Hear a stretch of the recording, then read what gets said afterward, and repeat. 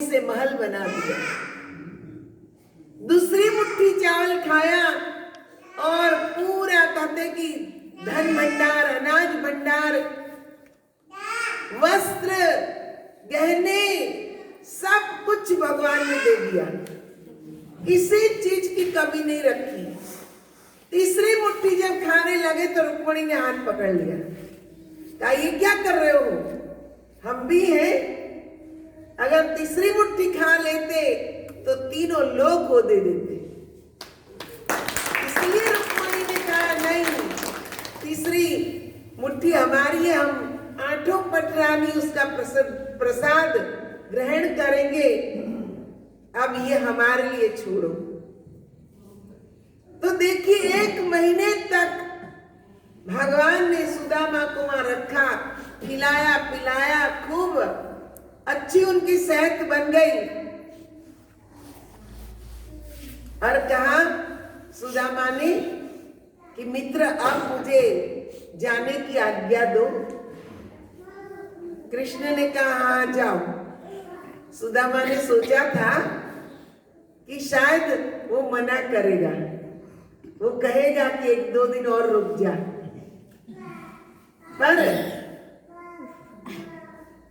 जैसे ही सुदामा ने कहा मैं जाऊं तो कहा हाँ जाओ। तो सुदामा को अंदर से लगा कि कैसा मित्र है, झूठ मूठ भी नहीं कहा कि रुक जा, मैंने कहा तो तुरंत कह दिया जा। पर उसके पीछे भी रहस्य था, इतना जल्दी क्यों कह दिया कि हाँ जाओ, क्योंकि वहां पोरबंदर में उनकी पत्नी, उनके बच्चे सुदामा का इंतजार कर रहे थे। वो धन्यवाद करना चाह रहे थे कि आपके मित्र ने क्या क्या हमारे लिए नहीं किया। और जब जाने लगे तो भगवान कृष्ण ने धीरे से कहा मित्र ये वस्त्र तो मेरे दे दो, अपने ये वस्त्र पहन के जाओ। तो सुदामा अंदर ही अंदर उड़ने लगे, कैसा कंजूस है, एक जोड़ी वस्त्र भी मुझे ले जाने नहीं दे रहा है, मैं तो मांगूंगा नहीं, पर यहाँ तो अच्छे से रखा, कहता है यही वस्त्र पहन के जाओ अपने पुराने। इतना ही दे देता तो भी ठीक था, थोड़े दिन हमारे कट जाते गरीबी के। अरे ये भी नहीं दिया, कुड़ते रहे। सुदामा चलने लगे तो गरुड़ जी से कहा कि ये जाएंगे फिर उसी गार्डन में ये सो जाएंगे, उनको वहां से उठाकर वहीं पोरबंदर उनको छोड़ देना। गरुड़ जी ने वही किया। जब सुदामा पोरबंदर पहुंचे और अपनी झोपड़ी ढूंढने लगे, कहाँ है मेरी झोपड़ी, कहाँ मेरा घर, वहां इतनी बड़ी हवेली, इतना बड़ा महल बन गया, वो सोच ही नहीं पा रहे थे। खड़े खड़े कह रहे कि ये क्या हो गया, 1 महीने के लिए गया और 1 महीने में इतनी बड़ी हवेली तैयार हो गई, किसने हमारा घर तोड़ा, कैसा मेरा मित्र, कपड़े भी छीन लिए, मेरा घर भी छीन लिया, ऐसे ही मुझे भेज दिया। तब तक घर के झरोखे से उनकी पत्नी सुशीला ने देखा, कहीं तो आ गए, और दौड़ी अपने बच्चों को लेकर, चलो तुम्हारे पिताजी आए, स्वागत करें। अब 1 महीने में तो उनके बच्चों पत्नी की भी सेहत अच्छी हो गई, खूब सारा खाना, बढ़िया बढ़िया खाना मिल रहा है, रहने को अच्छा मिल रहा है। जब वो वहां पहुंची, प्रणाम करने लगी तो सुदामा कहता है देवी देवी दूर रहो, मैं तो विवाहित हूं। तो सुशीला कहती मैं तुम्हारी पत्नी हूं। अरे तुम तो पहचान में नहीं आ रही है। तब सुदामा को समझ में आया अरे उसने इसीलिए कपड़े ले लिए कि अगर मैं वो पहन के आता तो ये मुझे ना पहचानती, मैं उसको ना पहचानता और भटक जाते। अच्छा ही हुआ कि उसने अपने पुराने वस्त्र मुझे दिए ताकि मेरी पत्नी, मेरे बच्चे मुझे पहचान सके। तो देखिए, ये होती है भगवान की लीला। पर इसमें समझना क्या है? समझना ये है कि बिना मांगे सुदामा को सब कुछ मिला। इसलिए कहते भगवान के द्वार पर जाओ तो मांगने वाली लिस्ट लेकर मत जाओ। बिन मांगे मोती मिले, मांगे मिले न भीख। बिन मांगे वो बहुत कुछ देता है, क्योंकि वो अंतर्यामी है, सबके अंतर में बैठा हुआ है, सबके हृदय में बैठा है। राम जरो के बैठ के सबका मुजरा ले, जिसकी जैसी करनी वैसा ही फल दे। वो जरोके में बैठा है और सब कुछ देख रहा है। आपकी क्या आवश्यकताएं हैं वो अवश्य पूरी करता है बिना मांगे। पर आप इतनी डिमांड करोगे, इतनी लिस्ट लेके जाओगे, तो वो भी सोचेगा कि ये केवल मांगने ही आया है, इसको मेरे प्रति कोई भाव नहीं है। उसको तो अपना ही स्वार्थ दिख रहा है। वो देने का मन कर रहा है उसको, पर वो देगा नहीं, क्योंकि उसने आपके अंदर स्वार्थ को देख लिया। इसलिए कहा है कि भगवान के पास जाओ तो भक्ति का वरदान मांगो।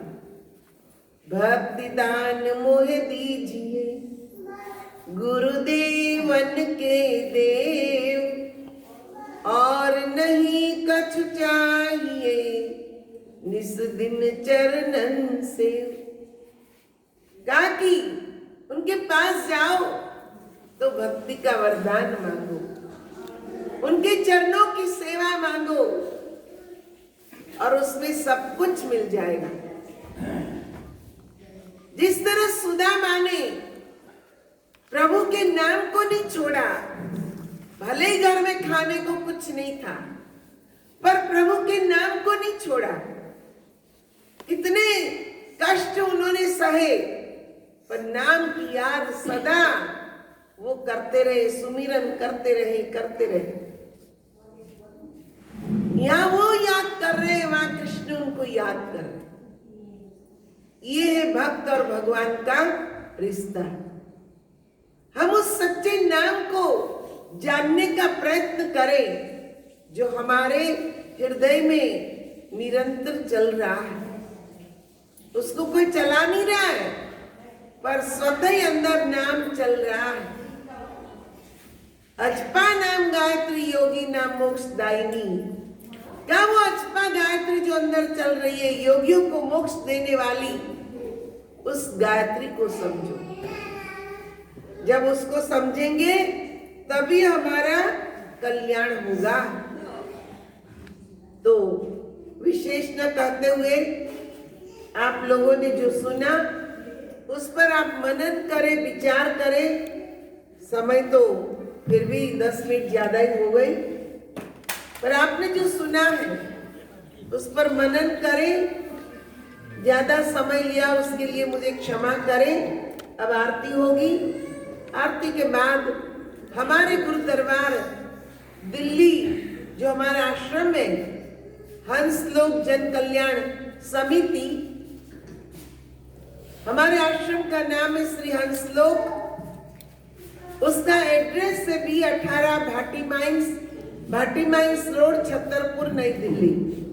आप जो तस्वीर देख रहे हैं वो हमारे गुरु महाराज जी हैं, जिनका नाम है हृदय सम्राट श्री भोले जी महाराज, और गुरु माता है माता श्री मंगला जी। उन्हीं की कृपा से, उन्हीं की प्रेरणा से पूरे भारतवर्ष में, देश विदेशों में हम ये ज्ञान गंगा लेकर जाते हैं। कोई कोई भक्त होता है जो उस ज्ञान गंगा में डुबकी लगा लेता है। सुनने वाले तो बहुत है, पर उस सत्य को जानने वाले कोई कोई होता है। इसलिए संतों ने भी कहा, तेरा सतचित आनंद रूप कोई कोई जाने रे। कहा तेरा सतचित आनंद रूप, हे प्रभु आप सतचित आनंद स्वरूप हो। उसको कोई कोई जानता है, सब नहीं जान पाते। हम बाह्य कर्म कांड तक रह जाते हैं, पर अंदर का जो ज्ञान है, आत्मा का जो ज्ञान है, उसको हम जानने का प्रयत्न नहीं करते। अगर कोई करता है तो उसके ऊपर प्रभु की कृपा होती, उनको मिलता है, पर प्रयत्न करना चाहिए। जो प्रयत्न करेगा उनके ऊपर प्रभु की अवश्य कृपा होगी। तो विशेषण कहते हुए परम पूज्य महात्मा जी के चरणों में प्रणाम करते हुए आप सबके भावों को, आपकी भावनाओं को हम समझ रहे हैं। आपने अपना बड़ा कीमती समय यहाँ लगाया है, उसके लिए मैं हृदय से आप सबका साधुवाद करती हूँ। और इसी तरह आप ज्ञान गंगा में डुबकी लगाते रहिए। हमारे दरबार का प्रसाद है, पत्रिका है, जिसका नाम है श्री हंसलोक संदेश। उसका नाम इसलिए हंसलोक है, हंस माने आत्मा। आत्मा के लोक का संदेश क्या है, क्या हमने जीवन में करना है, वो आपको उस पत्रिका के द्वारा समझ में आएगा। हम आपको प्रसाद के रूप में वो पत्रिका दे रहे हैं, हमारी संस्था का कैलेंडर दे रहे हैं, ताकि आप समय को समझे, महापुरुषों की महानता को समझे, अपने जीवन को समझे, व्यर्थ समय न गवाएं। तो आप लोग आरती के बाद सबको एक एक पत्रिका, कैलेंडर, एक परिवार के अगर 4 सदस्य हैं तो कृपा करें एक ही पत्रिका और एक ही कैलेंडर ले, पर प्रसाद सब लोग ले जाना जो दरबार से आया है प्रसाद।